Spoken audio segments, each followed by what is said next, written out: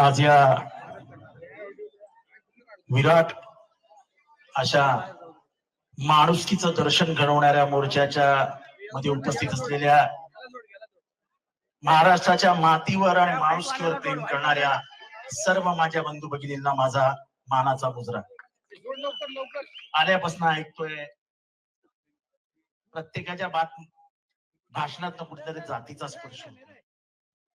आपण या भिंती कधी तोडणार आहोत? संतोष देशमुख स्वतःच्या जातीसाठी नाही मिळाला. संतोष देशमुख बीडचा चेहरा झाला. बीड हा पुरोगामी जिल्हा म्हणून ओळखला जातो. बीडचा इतिहास बघा. बीड मध्ये कधी काळी एकदा सोशलिस्ट निवडून आले होते, कधी एकेकाळी समाजवादी विचारांचे बबनराव ढाकणे निवडून आले होते, केशर काकी निवडून आले होते. अशा वेगवेगळ्या विचारांच्या वेगवेगळ्या जातीच्या लोकांनी बीडचं प्रतिनिधित्व केलं. त्याला जातीचा कधी स्पर्शच होती ना. माझ्यासारख्या गेले 35-40 वर्ष राजकारण जवळ न बघितलेल्या एका कार्यकर्त्याला हे पाहून दुःख होतं की महाराष्ट्रात जातीपाती कुठपर्यंत पोहोचले. वाल्मिक, त्याला तुम्ही वाल्मिक कशाला म्हणता? अरे तो वाल्या आहे.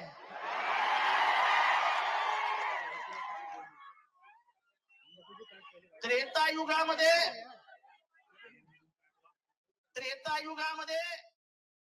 वाल्मिकी आले, जे वाल्याचा वाल्मिकी झाला, आणि कलियुगामध्ये वाल्मिकीचा वाल्या झाला. मी ऐकतो वाल्मिक कराड, वाल्मिक कराड, वाल्मिक कराड, वाल्या आहे तो.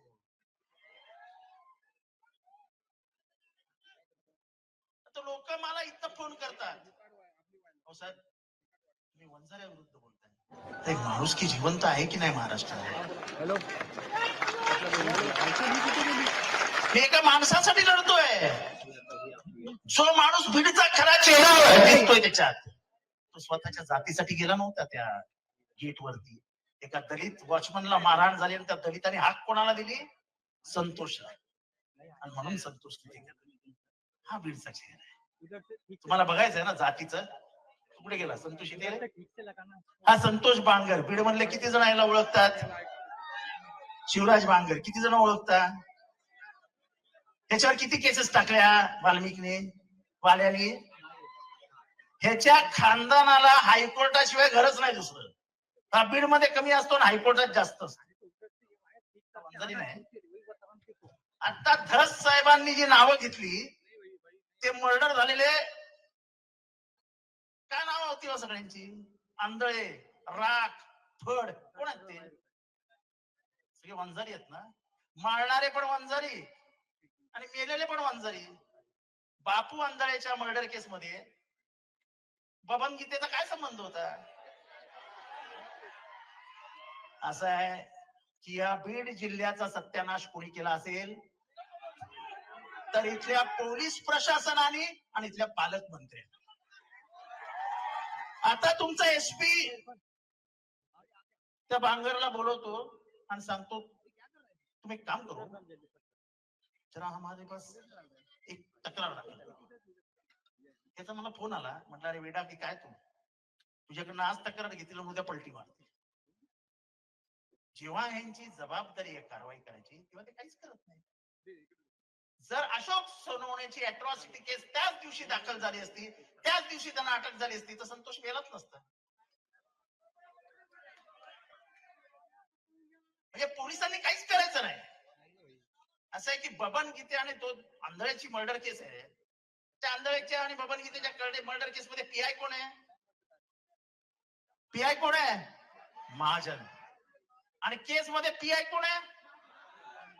वाल्मिक कराडला वाचवलं कोणी? परळीमध्ये बापू आंधळ्याच्या मर्डर केस मध्ये महाजननी. मग केस मला टप्प्याटप्प्याने जाऊ द्या, तुम्ही माझं भाषण करू नका प्लीज. मला प्लीज डिस्टर्ब करू नका. माझ्या एकही विचार माझ्या डोक्यात राहणार. मग तो महाजन चांगला माणूस आहे. इथला एकही अधिकारी जर तुम्ही धनंजय मुंडेला न विचारता आणणार असाल तर कसं काय व्हायचं? साहेब एवढा घसा फोडून सांगतात 300 ट्रक. कलेक्टरची काय हिंमत आहे बोलायची? साहेब कलेक्टरची अपॉइंटमेंटच तुम्हाला सगळं माहिती आहे. पण वाईट या गोष्टीचं वाटतं की संतोष मेल्यानंतर तुम्ही सगळे जमा झाले, त्याच्या आधी एकाच्याही तोंडात ब्र नाही निघाला. हा एवढा शांत कसा काय जिल्हा झाला? हा बंडखोरांचा जिल्हा आहे. बीड हा कायम महाराष्ट्राच्या राजकारणातली बंडखोरी जर कोणी बघितली असेल, राजकीय बंडखोरी, तर ती बीड मध्ये दिसते. पक्षाच्या पलीकडे जाऊन काम करणारे गोपीनाथ मुंडे ह्याच जिल्ह्याने, समाजवादी विचारांचे बबनराव ढाकणे ह्याच जिल्ह्याने, किशोर काकी जिल्ह्यात, क्षीरसागर ह्याच जिल्ह्यात, असा जिल्हा. नाना पाटील, मला सांगा काय समजायचं की महाराष्ट्रातल्या सभेतला जिवंत आहेत की नाही? ह्या आमच्या ताईचं भविष्याचा कोणाला विचार आहे? आमच्या बहिणीचं पुसलं गेलेलं कुंकू कोणी परत आणून देणार आहे? तरी आपण राजकारण करतोय. कसलं राजकारण? अरे माणुसकी जिवंत ठेवा, माणुसकी. उद्या तुमचं घर जळेल, बघायला माणूस नाही येणार. कारण का प्रत्येक जण जर आपलंच बघायला लागला तर ह्याच्या पुढे कोण कोणाच्या मदतीला येणार नाही. म्हणून मला जी एकी दिसते ना, ती माणसांची दिसते, माणुसकीसाठी आलेल्या माणसाची. आणि अशीच एकी ठेवा. नेता कितीही मोठा असो, या जनतेच्या पुढे कोणीही टिकत नाही, हा समजावत आहे. आज या बीड मधनं एक ठिणगी पडली आहे. ह्याचा लोक आंदोलनात बदल होईल. कुठल्याही नेत्याची ह्या जनतेला गरज नाही. वेळेत कारवाई झाली नाही तर महाराष्ट्रात आग लागल्याशिवाय राहणार नाही. आता येता येता वाचत होतो, एक कोचे नावाचे कोणी कलेक्टर होते का इथे? होते ना? त्या कोचेंनी एक इंटरव्ह्यू दिलाय. म्हणाले मी जेव्हा कलेक्टर होते तेव्हा 24 तासांना एकदा तरी मारामारी व्हायची, 2 दिवसांना एकदा तरी खून व्हायचा. पण सर्वात शॉकिंग काय ते म्हणाले की एका IAS ऑफिसरची बदली झाली आणि त्याच्यानंतर तो गायब झाला. तो परत कधी महाराष्ट्रात दिसलाच नाही. रंजन मुखर्जी. पण म्हणजे हे किती धक्कादायक हो. एक कलेक्टर गायब होतो आणि महाराष्ट्राच्या शासनी पदरी कुठे नोंदच नाही. हे खरं आहे की नाही मला माहित नाही. पण मग त्या कोचीला बोलवा आणि त्याच्याकडे तक्रार घ्या. कोचे पुणे आयरा गायरा माणूस नाहीये. तो या जिल्ह्याचा कलेक्टर होते. सॉरी, मी आले तुम्ही करत नाही. तर ते कलेक्टर होते, त्यांना बोलून घ्या. आणि आज प्रमुख मागणी आहे, या सगळ्या जेवढ्या अटक आरोपी आहेत ना, सगळ्यांची नाव टेस्ट घ्या आणि होऊ द्या दूध का दूध, पाणी का पाणी. काळा त्यांच्या तोंडातलं सत्य हे असं निघणार नाही. कोणाची हिंमत नाही की यांना फटकावून यांच्याकडनं काय काढून घ्यायची, वधवून घ्यायची. कोणाची हिंमत नाही. हा इस्माई काय करेल? उद्या मुंबईत बसून धनुभावने एक फोन केला, जरा हे देते, जाणार नाही. जाणार की नाही हात उचलून दाखवा सांगा बरं. मग काय कामाचं? म्हणजे मंत्रिमंडळात राहून हा डोळे दाखवणार, फक्त डोळ्याने इशारा केला ते संपली चौकशी. त्याच्यापेक्षा संतोषची चौकशी करू नका. उगाच त्या पोरीला आणि त्याच्या आईला आशा लावू नका की न्याय मिळेल. न्याय मिळणारच असेल तर उघडपणाने सांगा न्याय नाही मिळू शकत. पण केल्यासारखं दाखवायचं आणि करायचंच नाही. अपेक्षा भंगासारखं दुःख दुसरं कुठलंही नाही. अपेक्षा भंग करू नका महाराष्ट्राचा. काय बोलतात ते, काय ते गोपीनाथ गडावरती महाराष्ट्रात म्हणाले कुठं असं होत नाही, फक्त काय बीड मध्ये होतं. अरे नाही झालं आमच्या ठाण्यामध्ये असा कधी इतका वाईट मर्डर. ज्या पद्धतीने मारलं, समोरचा माणूस व्हिडिओवरती बघतोय मर्डर कसा होतोय. अरे हा क्रूर कर्म आहे, क्रूर कर्म. रामन राघव आहे, रक्त पिपासून नरभक्षक आहे. आज महाराष्ट्राला त्याची ओळख पटली. एवढे दिवस आम्ही बोंबलत होतो की हे बीड मधलं थांबवा, बीड मधलं थांबवा. ते अंधारे, सुषमा अंधारे आज येणार होत्या, आल्या नाहीत. त्यांच्यावरती 307 दाखल केली. त्यांनी एक गुन्हा दाखल केलेला, तिच्यावर इतका दबाव टाकला की तिला मागे घ्यावं लागलं. त्यांनी कोणालाही सोडलेलं नाही. सगळे धंदे यांचे, मटक्याचे पण यांचे, दारूचे पण यांचे, सगळे धंदे यांचे. पण कुणी एक माणूस बोलायला तयार नाही. दस साहेब, मी सभागृहातही बोललो होतो आणि आजही बोलतोय, आका बिका काय नाही. आकाचा बाप कोण आहे? कोण आहे? अजून जरा जोरात सांगा. एवढी जनता सांगते तरी आपण नाव नाही घेत.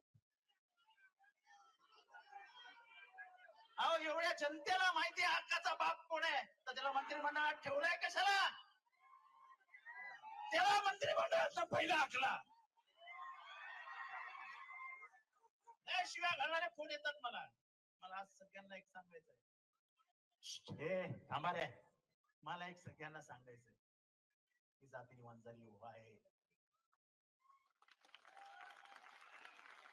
पण माझ्या बहिणीचं कुंकू पुसलं गेलंय आणि जर मी शांत बसणार असेल तर मी वंजारी नाही.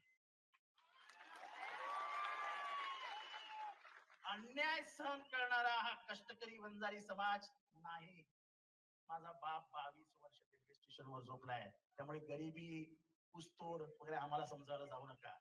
माझा बाप 22 वर्ष रेल्वे स्टेशनवर झोपलाय. मी एका हमालाचा नातू आहे. 18-20 दारिद्र्य होतं आमच्या घरात, पण लढण्याची तिथनच हिंमत आली आणि म्हणून आज लढायला उभं राहिलं. हे जातपीत काही मध्ये येत नाही हो. कसली जात? लढताना जातीचा विचारच करायचा नसतो. या भुसावळमध्ये मुसलमानावर हल्ला झाला तेव्हा जितेंद्रने जातपातीचा नाही विचार केला. तो जाऊन त्या मुसलमानाच्या बाजूला उभा राहिला की तुम्ही तुमच्या बापाला हात उचलून असा मारू शकत नाही. लोकांनी मला तेव्हाही खूप शिव्या घातल्या. अरे काय हा, कारण त्याचे एक आवड नावाचा मुलगा होता, त्याच्यात आत घातला मी. तुम्ही तुमच्या बापाला ट्रेन मध्ये मारू कसे शकता रे? आपण काहीच विचार करत नाही की आपण आंधळे झालो जाती धर्माच्या लफड्यामध्ये, की 70 वर्षाच्या म्हाताराला मला त्याची डोळे जायची वेळ आली तरी आपण तेच. आज त्या सूर्यवंशीला मारला, त्याच्या मारण्याचं कारणच नाही सांगतो. भीमसैनिक कुठे गेला आमचा? कुठे गेला? सूर्यवंशीला कसा मारला कोणाला माहितीये का? कोणाला माहितीये कसा मारला? शासनाने नाही सांगितलं, पोलिसांनी नाही सांगितलं, तो मेला. पण मेला कसा? अरे कोणीतरी असेल ना. आणि जस साहेब, सर्वात जे लपवलं गेलं आणि जे कधी चर्चेतच आलं नाही ते म्हणजे तो मेलाय पोलीस कस्टडीत नाही, तो मेलाय ज्युडिशियल कस्टडी. हे लक्षात घ्या. मी मुद्दामून जो आज आलोय ना इथे, हे सगळं महाराष्ट्राला सांगायला आलोय की तो मेलाय ज्युडिशियल कस्टडीमध्ये. आणि ज्युडिशियल कस्टडीमध्ये माणूस मरू कसा शकतो? अच्छा, त्याचा काही रेकॉर्ड? तो किती वाजता मेला, त्याला श्वासोश्वासाचा त्रास कधी झाला, काही नाही. पण असा महाराष्ट्र ठेवू नका. बोलायला शिका, व्यक्त व्हायला शिका. जर पण व्यक्तच झालो नाही तर अजून 10 संतोष देशमुख करायला असे अनेक वाल्या महाराष्ट्रात तयार होतील. या वाल्यांना जर थांबवायचं असेल तर तुमच्यासारखा बीड जिल्ह्यातला हा मोर्चा हे प्रातिनिधिक स्वरूपात आहे. हे व्यक्त होणारी लोक आज रस्त्यावर उतरली आहेत, पण महाराष्ट्रातली व्यक्त होणारी लोक जर रस्त्यावर उतरली तर या शासनाला पळता भुई थोडी होईल. तेव्हा वेळीचावर घाला. आजही तुम्ही शब्दे, आमचा मित्र बोलला क्षीरसागर साहेब, कुठे तो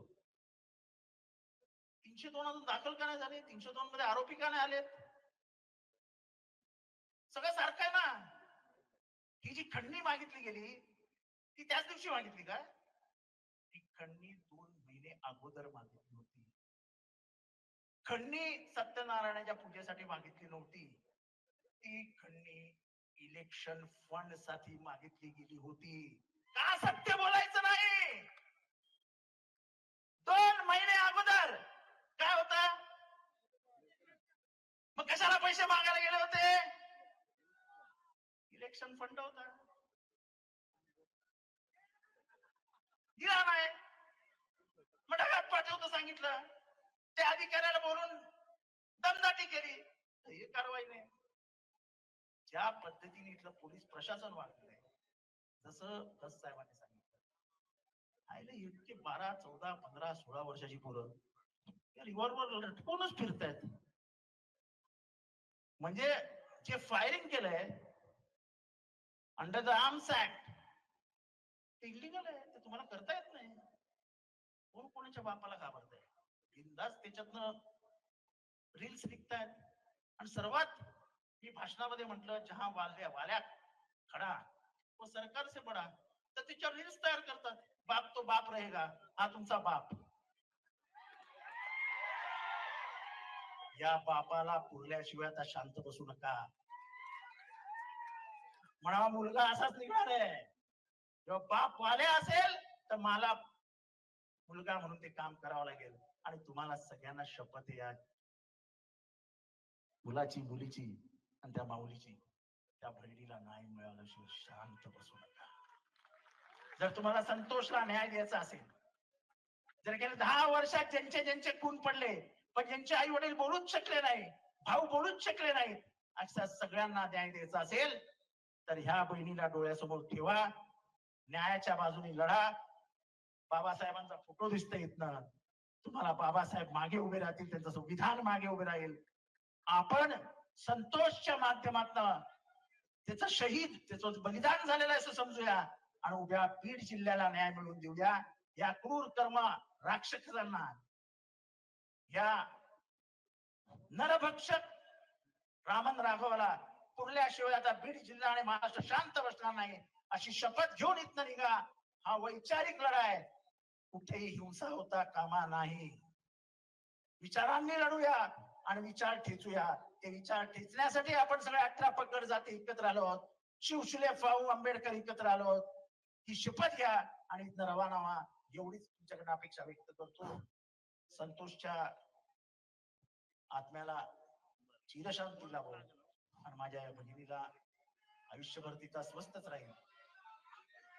पण तिला ही सगळी लढाई लढण्यासाठी मुलाला आणि माझ्या बहिणीला हिंमत लाभो आणि त्या हिमतीच्या मागे मी सगळे आहोत ताई, एवढं तुम्हाला शब्द देतो.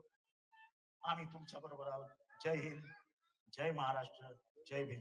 अमर रहे, अमर रहे, अमर रहे. जोरात तर बोला ना. अमर रहे, अमर रहे. यानंतर